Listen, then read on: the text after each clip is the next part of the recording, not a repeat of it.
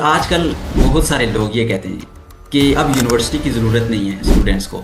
जाएं, स्किल सीखें, वही 4 साल आप इंडस्ट्री में लगाएं जो आप यूनिवर्सिटी में करते हैं, तो आप इधर प्रैक्टिकल काम भी करेंगे। ग्रेजुएटिंग स्टूडेंट के लिए सर इंटर्नशिप्स जो होती हैं वो कितनी ज़्यादा इम्पोर्टेंस करती हैं उनकी डिग्री में? चैट जीपीटी की बात करें, जेमिनी की बात करें, या कोई भी ऐसी एप्लीकेशन जो कि जनरेटिव प्री ट्रेन ट्रांसफॉर्मर के ऊपर बेस कर रही है, ये आजकल ज़रूरत है। और आप इसको मतलब आप can not duck under the table के भी इसको आप एक्सेप्ट मत करो। सर आपने जैसे कि कहा कि मार्केट से वो प्रोजेक्ट्स उठाएं, तो क्या मार्केट में जो सॉफ्टवेयर हाउसेज हैं, क्या वहाँ से वो किस तरह से आइडिया ले सकते हैं? इसके बारे में अगर कुछ आपका नॉलेज है तो शेयर कर दें स्टूडेंट्स के साथ। और जो ये नई फील्ड्स इंट्रोड्यूस हो चुकी हैं, तो अब बच्चों का इंटरेस्ट भी डिफरेंट है। तो इट टोटली डिपेंड्स कि किस डोमेन में कौन सा स्किल सेट उनको चाहिए। अगर तो एक डाटा साइंस का एडमिशन लेना चाह रहा है बच्चा, उसका स्किल सेट डिफरेंट होगा। अगर एआई में लेना चाहेगा उसका डिफरेंट होगा। अगर सीएस में लेना चाह रहा है तो वो डिफरेंट होगा। आपके ख्याल से जो ग्रेजुएटिंग स्टूडेंट हैं उनको साथ साथ सर्टिफिकेशन भी करनी चाहिए? Hello and welcome back to my YouTube channel.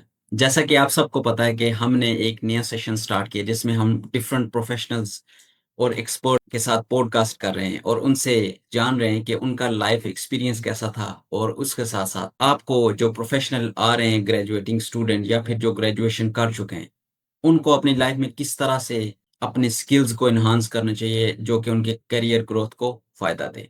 सो आज मेरे साथ बहुत ही स्पेशल गेस्ट हैं। ये मेरे टीचर हैं। मैंने इनसे यूनिवर्सिटी में प्रोग्रामिंग लैंग्वेजेस पढ़ी हैं। अस्सलाम वालेकुम सर, कैसे हैं आप?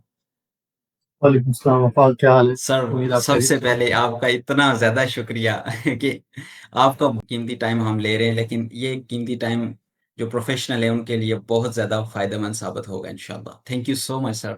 सर सबसे पहला मेरा क्वेश्चन है, क्योंकि यूनिवर्सिटी में फ्रेश जो इंटरमीडिएट कर चुके होते हैं स्टूडेंट्स वो आपके पास आते हैं। सर जो आप क्या समझते हैं कि जो इंटरमीडिएट के स्टूडेंट जो यूनिवर्सिटी में एडमिशन लेना चाहते हैं, उनको इस करंट इरा में सब कौन-कौन सी स्किल्स आनी चाहिए?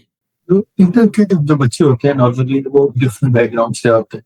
कुछ प्री इंजीनियरिंग बैकग्राउंड से आते हैं, कुछ प्री मेडिकल से आते हैं, कई आईसीएस किया होता है, कई जनरल साइंस से आ रहे होते हैं। तो उनको आप एक कैटेगरी में फिट नहीं कर सकते कि कौन सी स्किल उनको आनी चाहिए। हर एक का इंटरेस्ट डिफरेंट होता है।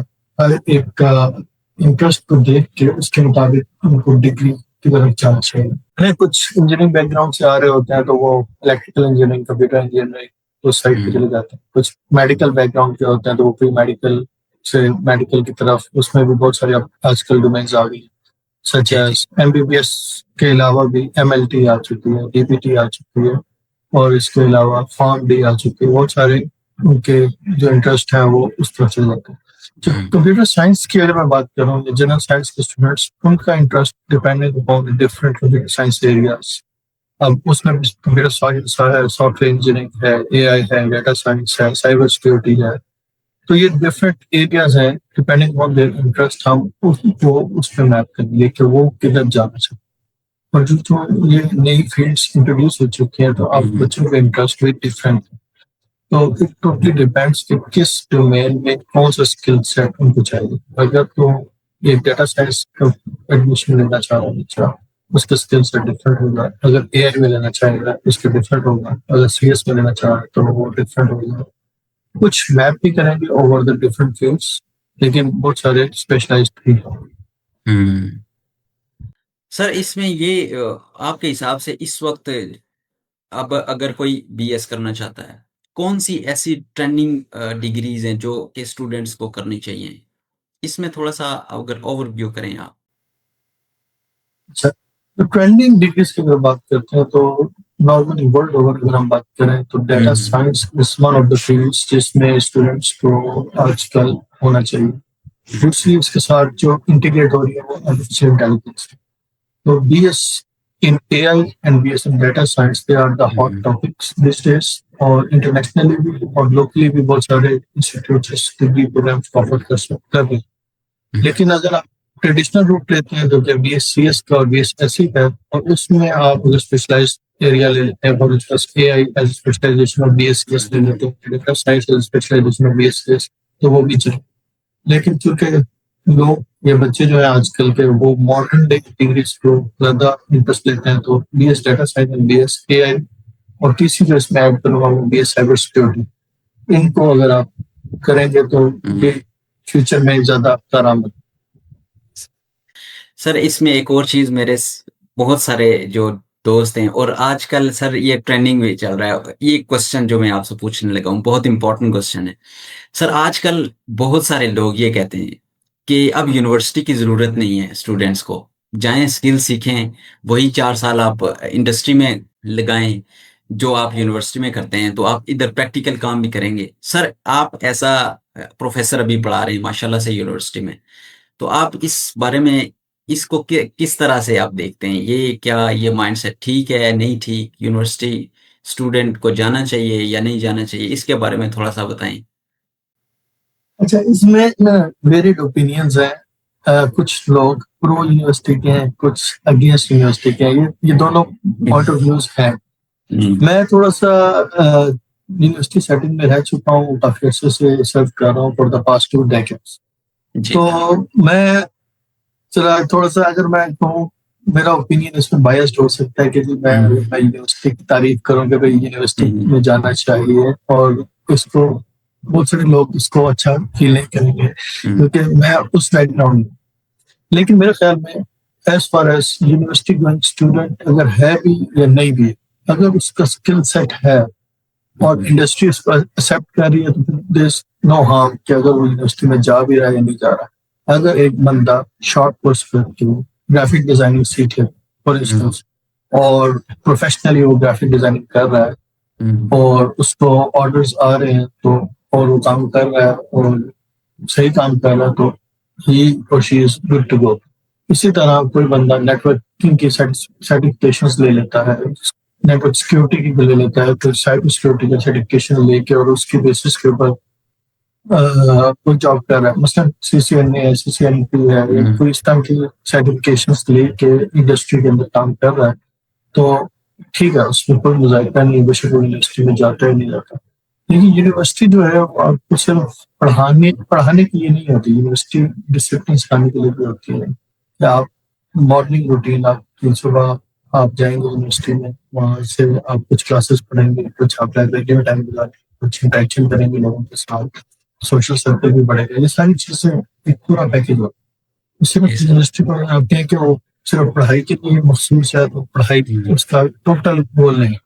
तो इस पॉइंट ऑफ व्यू को अगर बैलेंस किया जाए तो यूनिवर्सिटी की तालीम भी इम्पोर्टेंट है, सर्टिफिकेशंस भी इम्पोर्टेंट है।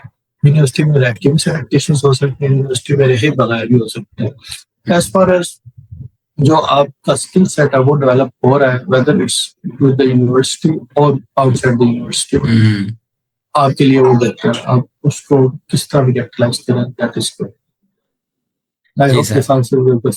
जी सर, मैं इसी आंसर पे एग्री करता हूँ, क्योंकि एक्सट्रीम राइट पे भी नहीं जाना चाहिए, एक्सट्रीम लेफ्ट पे भी नहीं जाना चाहिए। और इसके अंदर सर ने जो बात की है कि यूनिवर्सिटी आपकी पर्सनल ग्रोथ करती है, इसका मैं जीता जागता सबूत हूँ। जब मैं यूनिवर्सिटी में इंटर हुआ था और जब मैं ग्रेजुएट हो के निकला था, उसमें और मेरे ग्रेजुएशन के बाद बहुत बड़ा फर्क था मेरी पर्सनल लाइफ पे। जो ग्रेजुएटिंग स्टूडेंट, अभी आप जो जैसे ग्रेजुएशन कर रहे हैं स्टूडेंट आपसे या फिर किसी भी यूनिवर्सिटी से, सर उनको अभी किसी स्पेसिफिक स्किल पे फोकस करना चाहिए, जैसे कि ट्रेंडिंग स्किल्स हैं, जिस तरह डेटा साइंस है, जिस तरह आर्टिफिशियल इंटेलिजेंस है, या फिर उनको अपनी माइंडसेट के अकॉर्डिंगली स्किल्स पे फोकस करना चाहिए?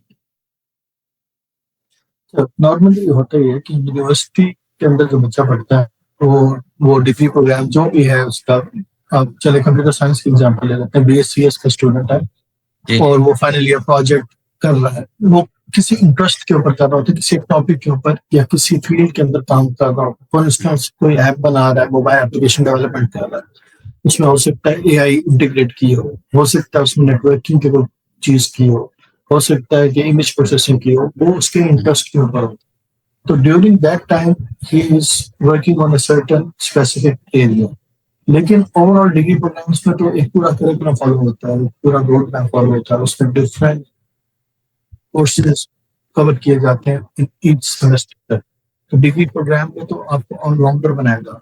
इस फील्ड मतलब नेटवर्किंग की एरिया में काम कर लें, एआई में भी कर लें, इमेज प्रोसेसिंग में भी कर लें, डेटा साइंस का जो कोर्स पढ़ा हुआ है वो भी कर लें, इसके अलावा साइबर सिक्योरिटी या नेटवर्क सिक्योरिटी में कोर्स किया हुआ है वो भी आ जाए। वो तो डिग्री में तो ओवरऑल हर एक चीज को टच किया जा रहा होता है, लेकिन जो फाइनली प्रोजेक्ट बच्चे को देते हैं वो स्पेसिफिक टू हिज और हर इंटरेस्ट होता है, और उस इंटरेस्ट मुताबिक वो काम कर रहा होता है। अब उसके फौरन बाद अगर उसने कहीं कोई जॉब करनी है या अपना स्टार्टअप करना है या कोई और उसने आगे फर्दर कंटिन्यू करना है डिग्री स्किलिंग मास्टर डिग्री के लिए, तो ये उसके इंटरेस्ट के ऊपर डिपेंड करेगा।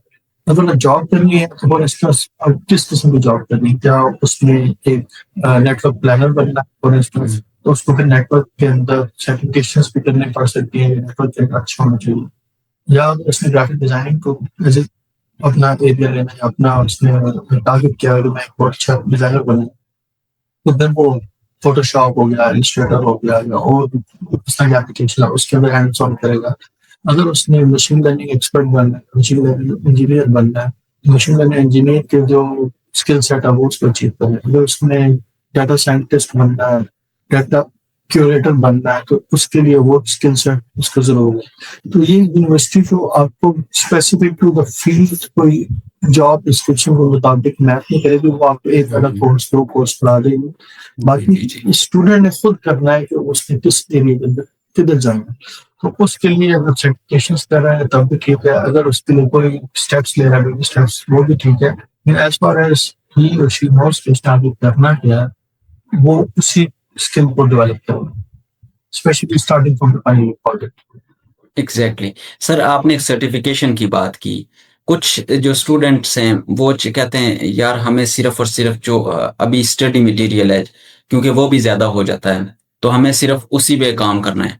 आपके ख्याल से जो ग्रेजुएटिंग स्टूडेंट हैं उनको साथ साथ सर्टिफिकेशन भी करनी चाहिए, जिस तरह से कोर्सेरा करवा रही है, यूडेमी करवाती है, उसके बाद बहुत सारे वर्ल्ड रिकॉग्नाइज्ड प्लेटफॉर्म्स है जहां से आप सर्टिफिकेशन कर सकते हैं, और उन सर्टिफिकेशन के अंदर सबसे प्लस फैक्टर ये है कि आपको हैंड्स ऑन प्रैक्टिस या फिर प्रोजेक्ट्स होते हैं उनमें आप काम करते हैं। तो इस ये क्या इम्पोर्टेंट है या फिर ये ऑप्शनल है, ये वाला ऑप्शन स्टूडेंट्स के लिए?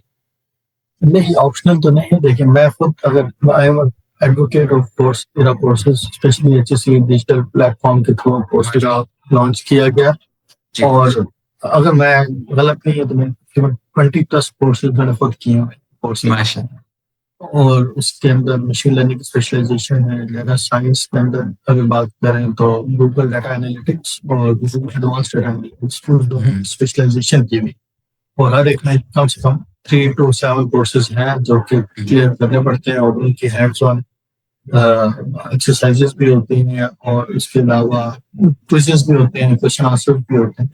तो वो मैंने खुद personally at this stage after being मतलब पीएचडी करने के बाद एग्जाम देने की क्यूरियोसिटी कह लें, इंटरेस्ट कह लें, या जॉब मार्केट के मुताबिक अपने आप को एफर्ट करना है या नया नॉलेज लेना है, ये सारा जरूरी है। तो मैं आई फुली एंडोर्स कि जो स्टूडेंट्स हैं स्पेशली बैचलर्स में, और वो उनके पास टाइम होता है अगर देखा जाए, समर वेकेशन है, आप देखें पूरे समर में या तो इंटर्नशिप्स करें साथ साथ सर्टिफिकेशंस करें, और इंटरेस्ट की कोई चीज है तो वो लेट नाइट के फ्रंट मतलब आपके पास कोई फिक्स टाइम नहीं होता, आप स्पेयर कर सकते हैं वीकेंड्स के ऊपर, कोई अर्ली मॉर्निंग या लेट नाइट पे, या आप जब वीकेंड्स पे आप कर सकते हैं। तो इतना मुश्किल नहीं होता है, ये कोर्सेज डिजाइन ऐसे किया गया था कि आप सेल्फ पेस पे रहते हुए इनको आप कर सकें। तो आई फुली एंडोर्स के ये करना चाहिए। हाँ, अगर आपकी जॉब के साथ ये बैलेंस करना अगर मुश्किल हो रहा है तो फिर आप इसको वीकेंड्स पे करें, लेकिन नॉर्मली ये मतलब 3 to 6 मंथ्स का टाइम पीरियड के अंदर बड़े आराम से होगा। जी सर, एग्जैक्टली। सर इसमें एक और क्वेश्चन आ जाता है, कोर्सेज तो चले वो करता है, ग्रेजुएटिंग स्टूडेंट के लिए सर इंटर्नशिप्स जो होती हैं वो कितनी ज्यादा इम्पोर्टेंस करती हैं उनकी डिग्री में? और क्योंकि आप जानते हैं कि जब इंटर्नशिप कोई प्रोफेशनल या स्टूडेंट करता है तो जो रियल टाइम प्रोजेक्ट्स होते हैं उनमें काम करता है, तो क्या स्टूडेंट को साथ साथ इंटर्नशिप भी करनी चाहिए? जी, इंटर्नशिप भी करनी चाहिए। उसकी रीजन ये है कि जब तक आप किसी मार्केट में इंडस्ट्री के अंदर बैठ के आप कुछ सीखते नहीं, करते नहीं, आप सिर्फ थ्योरेटिकल नॉलेज लेके बाहर निकल रहे होते हैं। यूनिवर्सिटी में जब तक आप कोई मैं तो इसको इस तरह लूँगा कि आपका जो फाइनल ईयर प्रोजेक्ट है वो इंडस्ट्री से आना चाहिए। आप सेमेस्टर 4 में, सेमेस्टर 5 में, 6 में एट दिस पॉइंट इसमें समझ कहीं भी जब आता है तो आप 2 ढाई महीने की इंटर्नशिप जरूर करें एज ए स्टूडेंट।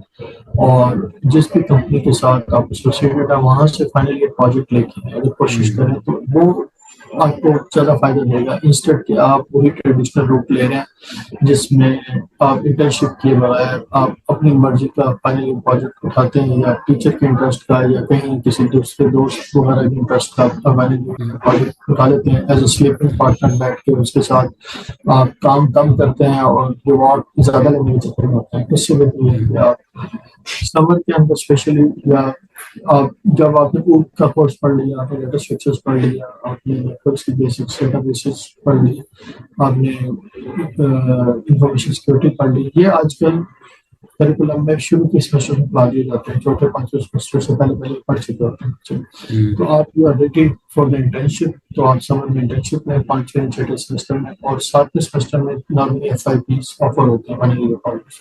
तो उसको आप कोशिश करें कि जो काम आपने समर में किया है उसी को आप फाइनल ईयर प्रोजेक्ट में ट्रांसफर। तो क्या मार्केट में जो सॉफ्टवेयर हाउसेज हैं, क्या वहां से वो किस तरह से आइडिया ले सकते हैं? इसके बारे में अगर कुछ आपका नॉलेज है तो शेयर कर दें स्टूडेंट्स के साथ। यार नंबर ऑफ सॉफ्टवेयर हाउसेस ये डिपेंड करता है कि आप किस सिटी से बिलोंग कर रहे हैं।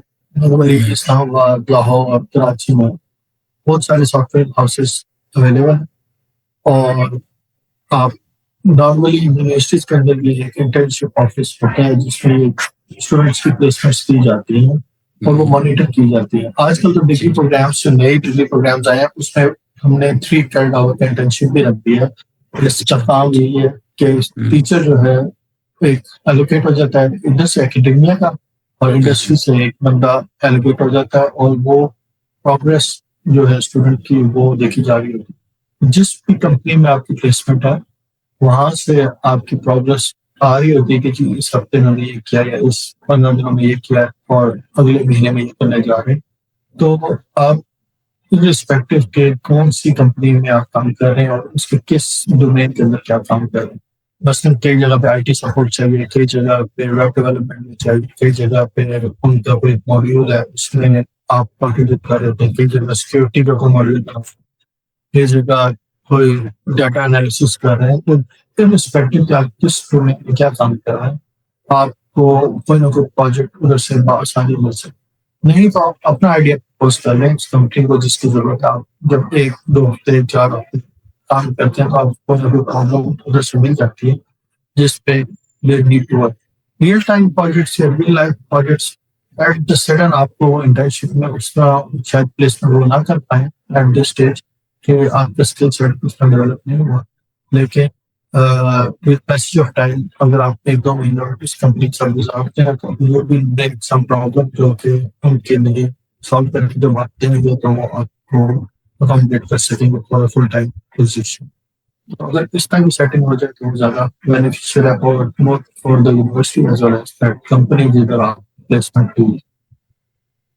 जी सर, ये बहुत स्टूडेंट के लिए हेल्प हो जाएगी। अगर सर अल्टीमेटली आपको पता है काम तो प्रैक्टिकली करना पड़ता है चाहे आप किसी भी इंडस्ट्री में चले जाएं। सर यहाँ पे थोड़ा सा हम आ जाते हैं एक बहुत ही अमेजिंग टॉपिक पे। आप ने artificial intelligence, chat GPT, Gemini इसके बारे में तो ऑब्वियसली सुना ही होगा। सर ये अब कितनी ज्यादा इम्पोर्टेंस है किसी भी फील्ड में आप चले जाएं, चाहे आप नेटवर्किंग में जाएं, cyber security, web development, AI student या फिर प्रोफेशनल जो हैं उनको किस हद तक सीखनी चाहिए? चैट जीपीटी की बात करें, जेमिनी की बात करें या कोई भी ऐसी एप्लीकेशन जो कि जनरेटिव प्री ट्रेन ट्रांसफॉर्मर के ऊपर बेस कर रही है, ये आजकल जरूरत है और आप इसको मतलब आप you can not duck under the table के भी इसको आप एक्सेप्ट नहीं करो। आप देखिए कितना जब से रिलीज हुआ है और विद इन 2 years कितना इसका यूजर बेस बढ़ चुका है और आज इसी वीक की बात है कि GPT-5 जी, जी, इंट्रोड्यूस किया एग्ज़ैक्टली। और they started from just in a few years, hundreds and thousands of users they are using it hmm, for for different applications. आप देखें, आप एक सोशल मीडिया पे पोस्ट लगानी हो, उसके लिए भी लोग चैट जीपीटी यूज कर रहे हैं। आपने कोई ग्राफिक डिजाइन करनी है तो जीपीटी यूज हो रहा है। आपने कोई इवन अपना कोई एस्से लिखना हो, बच्चे असाइनमेंट्स बनाने के लिए यूज कर रहे हैं। हुँ, इसमें बात सिर्फ ये है कि इसकी यूजेज के खिलाफ कोई नहीं है, लेकिन इसका एथिकल यूज होना चाहिए। हुँ, अगर आपको कोई नेटवर्क में हेल्प चाहिए प्लान करने में, तो GPT will be there to help you. आपकी बहुत सारी एफर्ट्स वो कंफाइन कर देगा। स्पेशली हुँ, इनके पेड वर्जन से वो ज्यादा पावरफुल हैं अनपेड से अगर कंपैरिजन किया हुआ। तो आप ये नहीं कह सकते कि जी जीपीटी बंद करके आप दुनिया को वापस ले जाएं आज से 20 साल पहले जीपीटी हुँ, था। जीपीटी के साथ ही एग्जिस्ट करना है और उसके अंदर फिर अलग अलग चीजें स्टार्ट हो गई। आपको प्रॉम्प्ट कैसे लिखना है, उसके लिए प्रॉम्प्ट हुँ, इंजीनियरिंग करनी है, आपको प्रॉम्प्ट इंजीनियरिंग। उसको सीखना पड़ेगा। इसी तरह आपने उससे क्या चीज अचीव करनी है। For instance different application, I remember कि मैंने एक दो प्रोजेक्ट्स किए। एक था फतवा ऑनलाइन, तो वो हुँ, यही था कि जैसा चैट को यूज करके हम पुराने जितने भी लिटरेचर एग्जिस्ट कर रहा है, फतवा जितने भी हैं, तो कोई नया मॉडर्न डे प्रॉब्लम आ गया, उसको अगर आप देखें कहीं आपने नया फतवा लेना है, तो ट्रेडिशनल रूप में ये होता है कि आप ये इमाम साहब के पास हुँ, और उससे जाके कुछ ले लें। उसकी बजाय अब जीपीटी को ही ऐसे ट्रेन करें कि जो कस्टमाइज लोकल कॉन्टेक्स्ट को देख के आपको उसके मुताबिक अपने पुराना हिस्ट्री को देख के जो फतवास एग्जिस्ट करते हैं उस फील्ड से रिलेटेड, उसको एक जगह पे इकट्ठा करें और आपका जो क्वेश्चन है उसको लोकल कॉन्टेक्स्ट में ग्लोबल जिस तरह भी आप उसको ट्रेन करेंगे उसके मुताबिक आपको जवाब दे आपके पूरे। तो देखें, इसका एक पॉजिटिव यूज है, एथिकल यूज है। अब कोई इसको अगेंस्ट यूज कर ले कि ये आपने क्या बात कर दी, फिर ये तो काम इनकम करने वाला है ही नहीं, ये तो हमारा करने वाला है। तो आप ये नहीं कह सकते कि जी कि ये रिप्लेस कर देगा, लेकिन ये एड तो करेगा उन तमाम हज़ारात को जो कि इसके एंड यूजर हैं, बेनिफिशियरी। हुँ, तो इसका एथिकल यूज के साथ अगर आप यूज करेंगे तो व्हाई नॉट।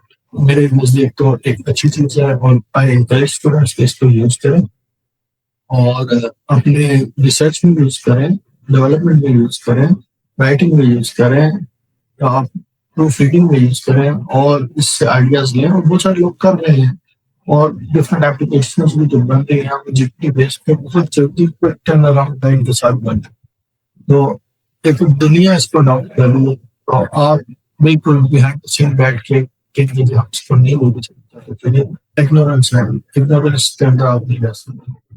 एग्ज़ैक्टली।